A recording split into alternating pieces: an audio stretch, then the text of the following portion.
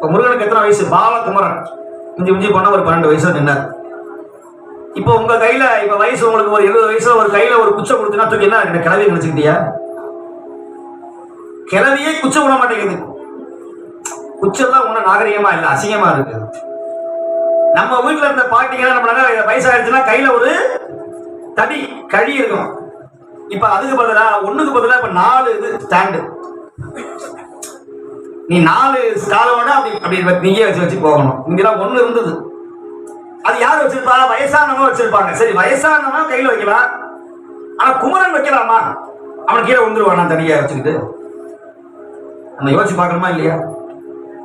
சரி, அவர் குமரனா அந்த கையில அது தடி எதுக்கு வைக்கணும்? ஞான தண்டை எதுக்கு அப்படின்னா, வாழ்க்கையில நீ அப்பப்ப தடுமாறுவ.